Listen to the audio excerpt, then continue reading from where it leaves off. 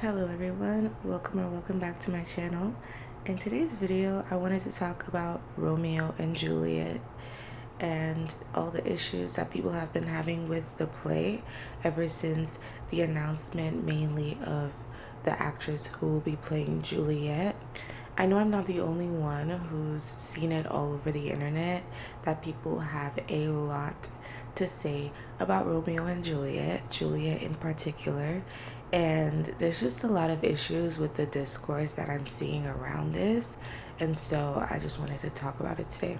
So let's get into it. Romeo and Juliet, directed by Jamie Lloyd, who is also known for Sunset Boulevard and The Effect, is running at the Duke of York in London, England through August 3rd, and according to New York Times, it is no straightforward crowd pleaser. Why, you may ask, is such a classic met with such harsh criticism? Well, other than the obvious, which we will discuss later on, here are a few reasons critics have a problem with the latest version of Romeo and Juliet, starring Tom Holland and Francesca Amewudah-Rivers.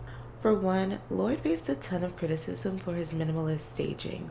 Many critics just weren't impressed with the design or lack thereof. They felt like it was way too minimalist and simply left little to take in. If you take a look at pictures of the stage, you can see that it's mostly dark with spotlights for the performers and very little else. The method in which the performers acted or utilized their scripts was also met with a lot of criticism, as critics state the performance felt more like reading a play with little emotion being exhibited between the characters, especially the ones who were supposed to be hopelessly in love. Even the deaths are underplayed, portrayed simply by removing their mics. So something as dramatic as the two lovers being so upset that they can't be together that they end up unaliving themselves was actually portrayed by simply removing the mics. Another reason why critiques had a lot to say about the emotional depth of the emotional depth of the play, and they just felt like it gave very, very little. Human Bearcat, a critic who saw the play in London, stated, "The restrained portrayal of the lover's passion is aesthetically brave, but there's a downside. In his determination to eschew the easy charms of melodrama, Lloyd slightly undercooks the romance, which in turn diminishes our investment in its terrible ramifications." There was also reported to be obnoxious lighting, abrupt bright lights used to signal the start of a new scene, and otherwise overly gloomy visuals that were not aesthetically pleasing to most. Now to the obvious. So Francesca Amewudah-Rivers was cast as Juliet to play alongside Tom Holland, and since this was announced, the actress has faced an insane level of deplorable racial abuse, as critiques put it. Now, this could be the result of racism, colorism, featureism, a combination of all three. But whether it's this ism or the other, it's simply disgusting and disturbing. And honestly, it just all needs to stop. I've seen that a lot of the criticism towards Francesca, or as some people have reduced her to, Black Juliet, I know, so just disgusting, and it's just the ghetto. But I've seen that a lot of this criticism has been on X, formerly known as Twitter, and it literally doesn't even take much digging for you to come across the most ignorant, disturbing points of view concerning this actress. People have compared this woman to a monster. They've compared her to a man. They've called her ugly, said that she didn't deserve the role. Even Black people have come out to say that Francesca shouldn't have taken this role that she rightfully deserved and worked for and clearly was the best person for the job. They're saying she shouldn't have taken it because it makes Black people look bad. This particular mindset has always scared me, and I'm seeing it come up more with this discourse about Francesca playing Juliet. And it's that some Black women only want the most prettiest, gorgeous, most favorable Black women to represent us because they don't want anyone else making us look bad. Like, do you know how dangerous and dehumanizing that is? And as a Black woman, I don't want to hear you complain about people holding us to different standards when you're doing it to other Black women as well. Like, someone had the nerve to fix their mouth to say Francesca is embarrassing us. She's making us look bad. How is she making us look bad by earning her spot in a play? She earned that fair and square. She's gorgeous, beautiful, talented, getting standing ovations, doing her thing. Like, everyone loved her performance. Yet you're over here saying, no, they should have cast Ryan Destin. They should have cast this other black actress, someone pretty or someone this and that. They picked the best person for the job, but you don't think she's qualified because you think she's gonna make us look bad. I know she's getting a lot of hate, but that doesn't mean she should go hide away and she doesn't deserve to be seen in the world because people treat her poorly. That means we should uplift her and support her and send her encouraging messages and words of support. Like, what? Like, things I've been seeing are so disgusting, and for black women to join in on it and be like, oh my gosh, she's making us look bad. Yeah, they're kind of right. Sweetie, engaging in respectability politics isn't gonna help you. If someone wants to hate on black women, shit on black women, have like negative stereotypes about black women, they're gonna do it. They're just misogynistic and racist, like, and you trying to be like, oh my god, you're ugly, get out of here. Like, we only need to see the pretty people. Like, we only need, like, do you not realize how you sound? Like, you're adopting their beliefs and spreading them. And like, oh no, I can think someone's ugly. You can think someone's ugly all you want. But thinking because you think someone's ugly that they don't deserve a spotlight or deserve a chance, you want to take away her power, her presence, her job because you think she's ugly. Like, that's not normal. That's weird. It's just really disheartening that people have this mindset, especially since they probably don't even benefit from it. So it's like you're shutting yourself out with this mindset, and you probably don't have a good view of yourself, and you probably treat the black women around you that you think are ugly like shit, and that's a problem. So I just wanted to say that because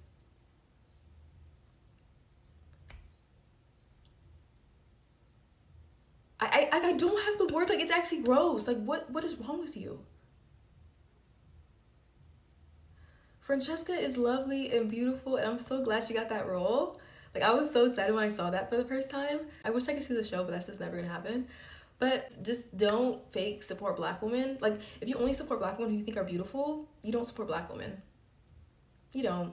That's just a fact. I don't care. And this backlash that Francesca is receiving isn't by any means anything new. When we think about black women and beauty, both our relationship with beauty as individuals and the way society perceives our beauty, none of this is far-fetched. It's actually expected. We have the highest expectations for ourselves, in my opinion, out of any other race, and society has the highest expectations for us as well. And I'm talking about to be recognized or to be deemed as beautiful. What I mean by this is the things that need to be in place in order for a black woman to consider herself put together entails far more than her white counterparts. The same is true when we think about what society requires of black women in order to consider them put together in comparison to people of other races. When we ask ourselves questions like, do black people have to be exceptionally beautiful in order to be considered beautiful at all? Or what is required of black women in order to receive the same praise that white women and racially ambiguous women receive? We can really start to have a conversation about our perceived beauty and the position we're in comparison to other races or lighter complected people. After all, even when we see ourselves represented on screen, how often are we the star, the love interest, or the it girl that everyone wants to be? How often do we have the spotlight on us?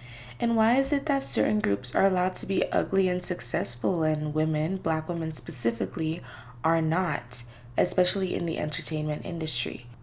White people in general are allowed to show up in the world as average and have it be enough, while this is not allowed for many people of color. And a lot of times it doesn't just boil down to race, it boils down to featureism. And I've often seen this argument from a gender perspective, like men are allowed to be average while women are not. And this is true. Yes, you see way more average men than women in Hollywood when viewing from a strictly gender bias, and you will also see way more white average people in Hollywood when viewing it from a strictly race bias. And when race and sex intersect, it becomes really clear who is receiving the most criticism: black women, specifically darker skinned black women. And someone made a really good point about the reasoning for the dynamics that we see on screen between these average looking men and women deemed more attractive than them, etc. For example, I saw in a TikTok that someone stated that a lot of times these directors are men and they try to bring the dynamics that they've already experienced or they wish to experience in real life onto the production set. For example, average man gets most stunning girl in the room is a common trope that you will see. An average man ends up with the most popular girl in school. I mean, how often have we come across that trope and didn't bat an eyelash?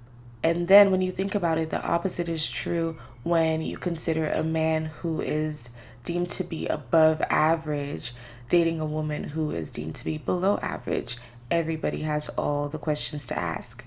And let's face it, women do tend to be less shallow than men when it comes to looks, not necessarily making that the greatest factor when choosing partners. This too is reflected on screens and stages, and it's rarely asked why a woman would even choose a partner far less attractive than her in the first place. The question is rarely ever asked, but the opposite is true for men. Everyone questions it. And I think that's where a lot of discourse is stemming from when people state ridiculous points like, Tom Holland would unalive himself for that. That is, they don't find this believable based on the way they themselves view the world and their perceived attractiveness of Tom Holland. A large part due to his whiteness and also due to their ideas concerning gender politics and how a man, especially one with power and privilege, prioritizes looks above all. So how could he possibly be into her? And I know that in a lot of minds, small minds, but minds nonetheless, whiteness alone equates to beauty or deservingness because we've seen it time and time again. White actors of all levels of attractiveness are seen on screen, while we rarely see black people and some people of color in certain roles unless they are absolutely stunning. The world's sexiest man is typically a white man, and let's face it, a lot of times we've seen average men being awarded this title, while black men who end up getting this title have to be exceptionally beautiful for consideration. And this leads me to the question, does blackness cancel out beauty in a sense? In an article on assembly.malala.org titled How Has Black Beauty Been Colonized, Patiri Ira not only discusses her experiences with beauty as a black woman, but also makes key historical references, providing a deeper understanding for where these ideas actually stem from. Colonialism championed a social hierarchy that was rooted in what we know today as featureism, prejudice against individuals with facial features that deviate from Eurocentric beauty ideals, colorism, prejudice, or discrimination, especially within a racial or ethnic group, favoring people with lighter skin over those with darker skin, and texturism, the idea that only loose or defined curls deserve favoring or praise. In these societies, an individual's proximity to white European beauty standards defined their social rank, worth, and value. By the 20th century, many nations had achieved independence from their European colonial rulers, but today, society still favors people whose features are closest to the white ideal. In Hollywood, for example, the black actors who are given the best roles in the industry have lighter skin, slimmer noses, and loosely textured hair. Darker skinned actors are less visible and less likely to work. Recently, for example, Academy Award winner Viola Davis spoke out against actors in Hollywood, saying that she wasn't pretty enough to play the lead character in the hit show How to Get Away with Murder. Colonialism impacts film industries globally. Nollywood movies seem to prefer actresses of a lighter complexion, and Bollywood star Frida Pinto has spoken extensively about how her darker skin disadvantages her. This difference in representation affects what kinds of beauty young people grow up seeing as acceptable and worthy. Like many other black girls, I internalized these messages at a young age, and it damaged my self-esteem. And this article is amazing. I really, really recommend reading the whole thing. There's so much that I feel like a lot of black girls and women can relate to, even black men can relate to, people who just don't fit into those European standards. This article is so relatable and so rich with information, so I think it's just a really good read, and I highly recommend that you guys go read the whole thing. Now, of course, blackness does not cancel out beauty. Being black does not take away from your beauty, but it's definitely the message that society keeps trying to relay to us. We see it in the products marketed to us that seem to be there purposely to dilute our blackness and Afrocentric features, whether it's relaxers to get rid of our curls and coils, skin lightening cream to hide our melanin, or plastic surgery to permanently change certain features. It's a constant message being relayed that the further away we are from blackness, the more beautiful we are. Not only does society want us to believe that blackness cancels out our beauty, but they also want us to believe that it cancels out our talent, deservingness, and our access to opportunities. And we've fallen for it time and time again, feeding these ideas to each other and further damaging our own people.